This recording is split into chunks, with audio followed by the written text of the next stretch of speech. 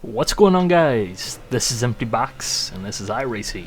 I'm going to be recapping fairly quickly the Neo Endurance race over the weekend, which was a 2.5 hour long race in the various GT3 cars in iRacing, also known as the BMW Z4 GT3. At this point at Road America, which we had a big grid. Everybody had some teammates out there. There's two different classes. And just a heck of a lot of fun. You know, it's always good to race with really stout competition. You know, what you see here is right now we battle for, I believe, 13th or 14th position at this point, which, you know, considering where I started the race, which was down in 27th position or somewhere around about there, and then the guy in front of me at the start just did not go at all. I'm guessing he had some issues with his pedals, and then I got passed by like 3 cars going into turn 5 there, and some guy spun himself out on me because he was really pushing the issue, and it was just like calamity, chaos. At one point, I'm pretty sure I was down like in 30th position on the first lap, which, you know, to get back up here to, you know, the top 15 and, you know, go forward a little bit later on, spoiler alert, you know, to, you know, be running in the top 10, it's like, yeah, I can be satisfied with that. So there's about an hour and 10 minutes left in this race at this point. Still one pit stop to be made for about 20 gallons of fuel. And now pit stop will be coming up in probably about 20 minutes or so, it looks like, according to the dashboard. But, you know, this race was very, very fun. You know, it's always nice to race with live admins that are doing things, and it's kind of interesting to see how many penalties were handed out for unsafe pit releases, which I'm sure I'll kind of touch on a little bit later on in this video, as I was kind of concerned about getting an unsafe pit release, actually. But, you know, the competition, the long distance races, 2.5 hours, you know, that's, you know, a pretty healthy size stint. That's a double stint and a half, you know, close to a triple stint, which I think most people would say that is a long enough session, you know. But I'm not going to lie, by the time the race was over, well, besides one thing, which you'll want to stay tuned for at the very end, some of you guys will know what happens. Some of you guys won't, in which case I don't want to spoil it for you guys, because it's definitely a plot twist out of nowhere.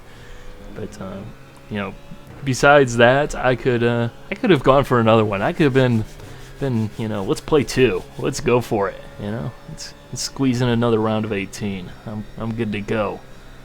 So, you know, I just really love these long distance races because I'm not a guy who's particularly fast or anything like that, but what I do a very good job of, in my opinion, is keeping the car on track and, you know, running a good race, which, you know, running a good race is kind of something I want to talk about here really quickly. It's not necessarily about being really fast. It's about running at a good pace for a good amount of time and minimizing your time losses. And, you know, there are a lot of things that aren't just, you know, losing time out there on track. You know, for example, in the first pit stop that we made, which happened like 30, 40 minutes prior to the start of this video, you know, I gained 8 seconds on the guy that is now in front of me. Just one pit stop. And we have very equal pace, as you will see, you know, throughout this video. It was like I did not just gain 8 seconds out of the blue on this guy. You know, it's like there definitely was time gained in the pit stops from, you know, maybe having more fuel in the tank, so it was a shorter fill up, you know, potentially, because this guy does, spoiler alert, run out of fuel at the end of the race. So, you know, maybe I was using less fuel than he was, so I had a shorter fill-up time to go the same distance. And I got on the pit road on my first pit stop, like, fantastically. I was like, yes! Just absolutely right on the line. You know, I was really kind of wondering, am I going to get a speeding penalty for that? Because I was really close. But it was just, oh, yeah! It's like, that is something that goes overlooked in the course of one of these races, you know, getting on and off pit road, which, you know, it is definitely a factor, and it's something that's, it's not even, you know, going fast, but just by practicing that and making sure that you can do that, making sure you're ready, you know, you can gain time that way, making sure you have your strategy ready, and you know how long your fuel stop is going to be, and everything like that. employing the strategy that is in the race right then and there when you get to those pit stops. That can at least be, another advantage that you can have, even if you're not necessarily the fastest guy.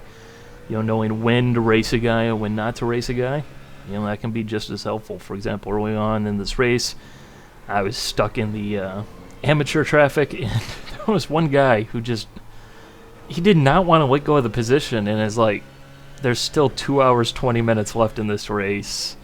I am all over you. You are not going to hold me off for 2.5 hours. It's not going to happen. Just let me go. Just leave me alone and I'll be gone. And sure enough, in 2 laps, I was a second and a half ahead of the guy. But it's just like, I can't blame the guy for wanting to hold the position, but at the same time, it's like one of those things where, from my standpoint, I have no problems getting a faster driver through at some points in the race. And at the beginning of the race, it is obviously difficult to tell. Hey, does that guy just have better higher tire pressures and everything, so he'll get off the line faster? Am I going to come back to run the same pace as him? What's going to happen? So I can see why, but at the same time, it's like it's just not the way I run my race. Which hey, everybody drives differently, and that's part of the fun, right? But yeah, it's just a very fun race. Very fun race. Definitely looking forward to the race on June 1st, I do believe, which will be at Silverstone for another 2.5-hour race. And hopefully they'll do something about the balance of performance there.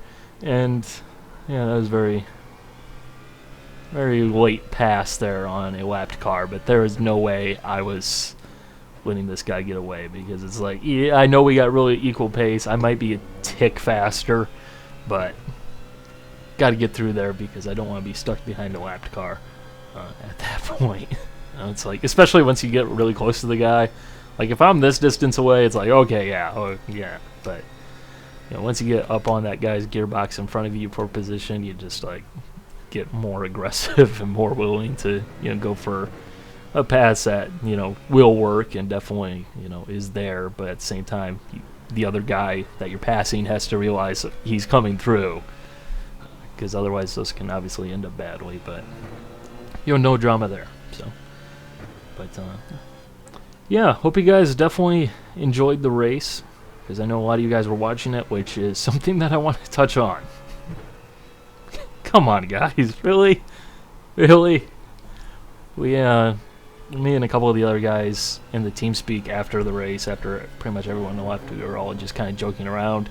And I checked the comment section, and it was ridiculous.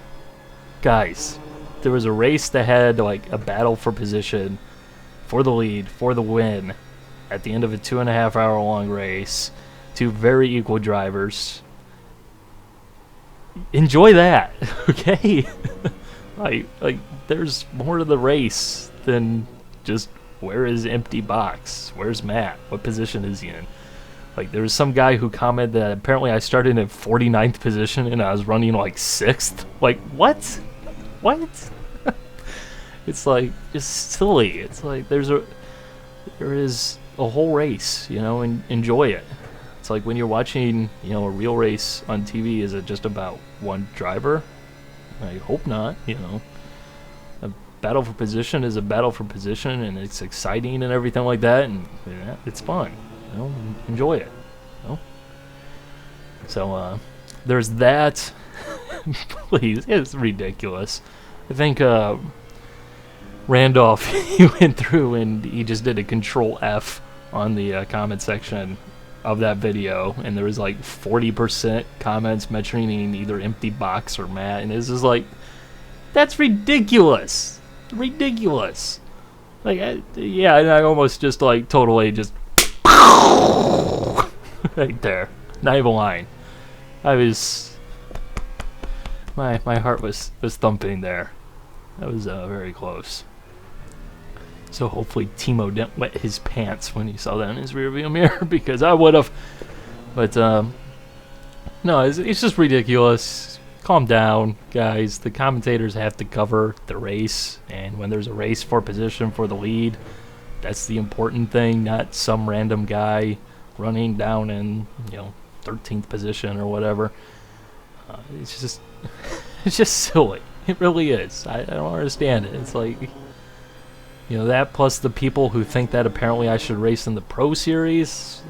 Not this Pro Series, which is for drivers over 3,000 I rating, but like the iRacing Pro Series where the pros are really the pros and like are the step way above or 3 from where I am.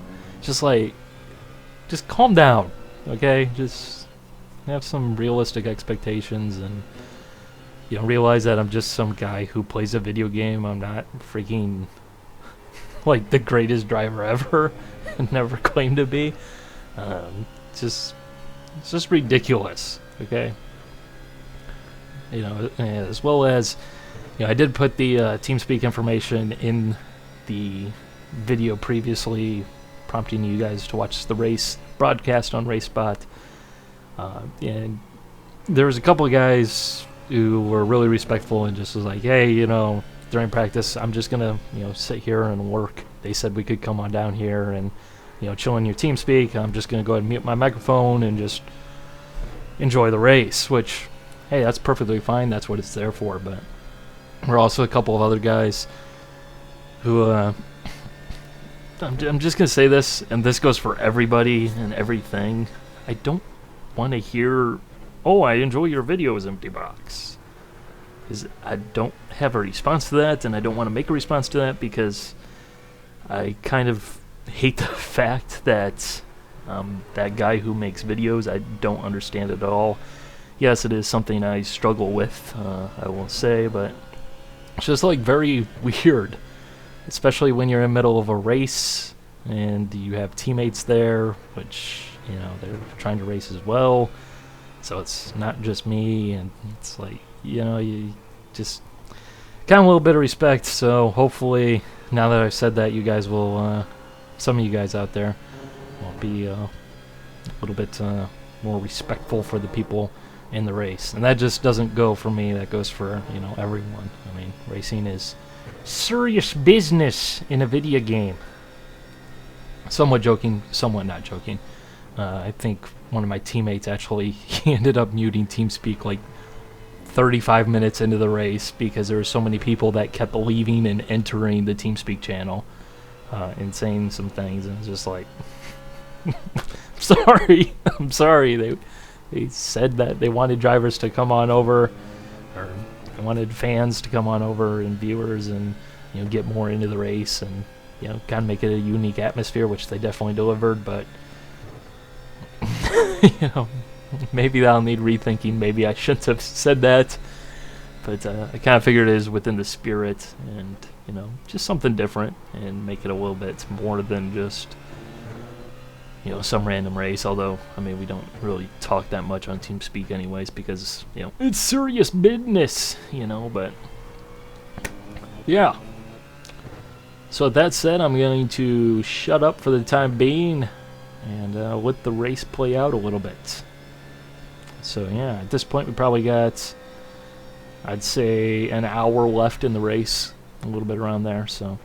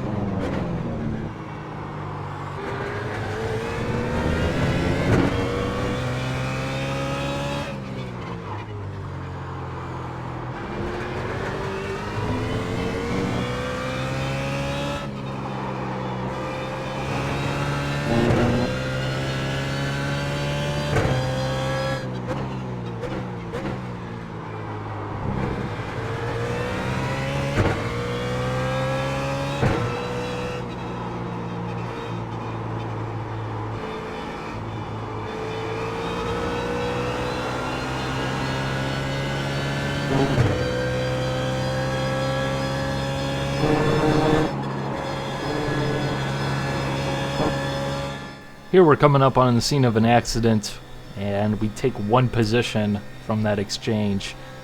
Freebie, which means we're now battling for 12th position at this point.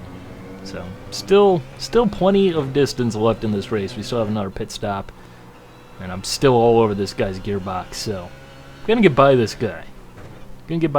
But we need to have some patience.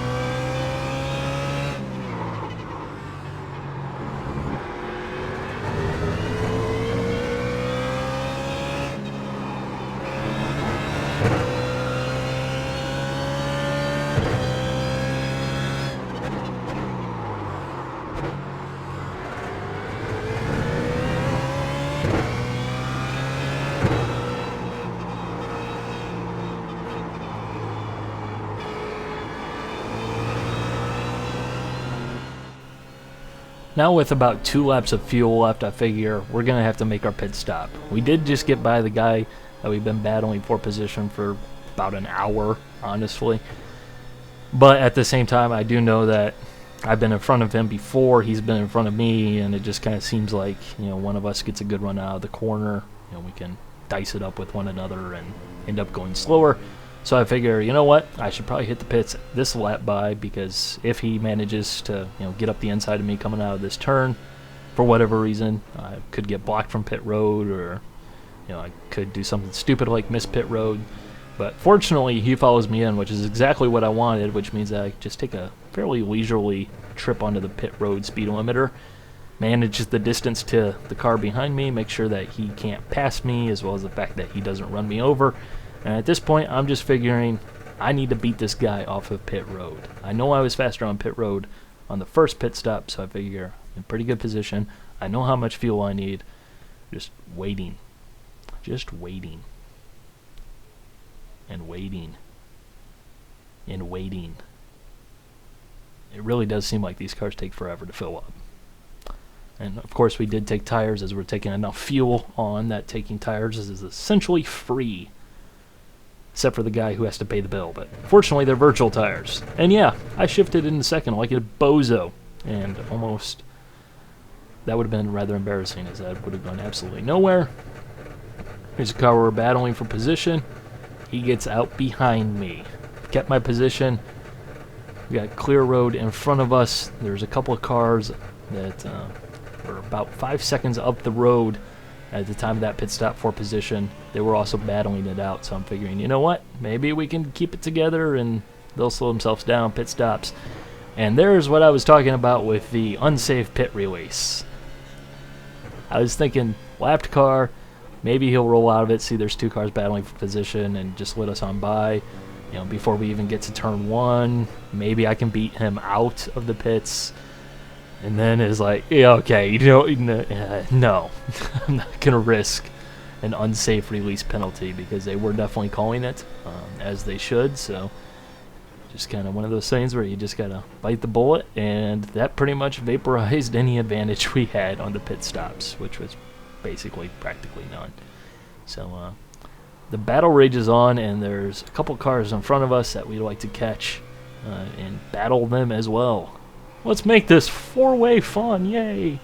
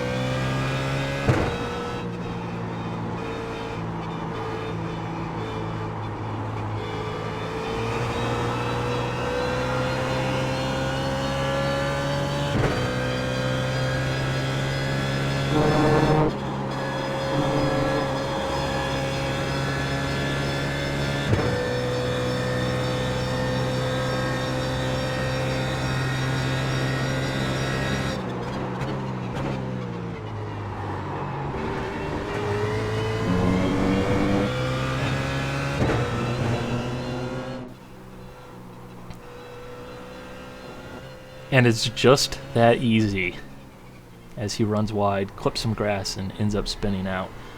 Now, I'm not going to lie, when you've been racing for like 2 hours and there's still a good distance left in this race, it just is so much more intense. Like, that wasn't even close to hitting me, but I was still like, slow motion.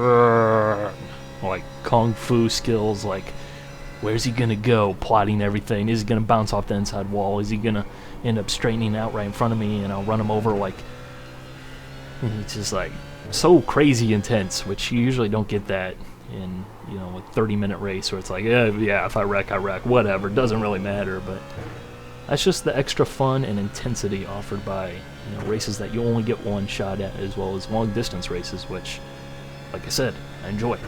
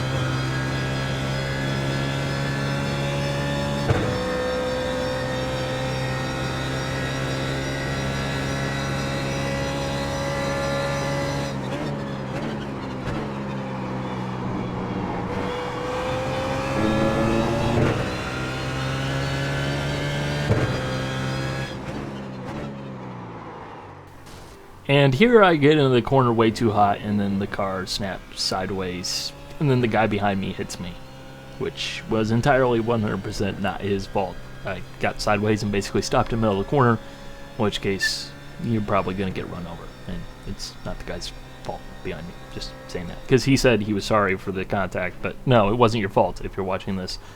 It was me getting sideways in the middle of the corner, which, yeah.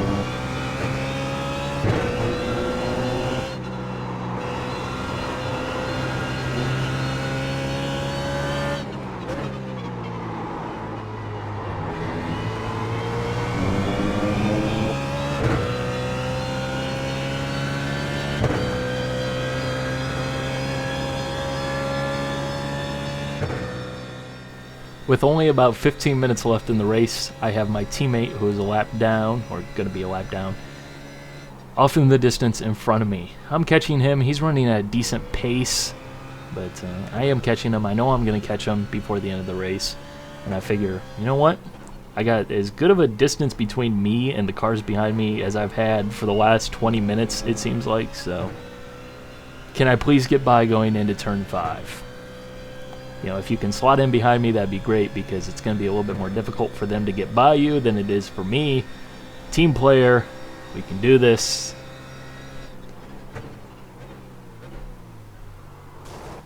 I don't want to talk about it. Bye.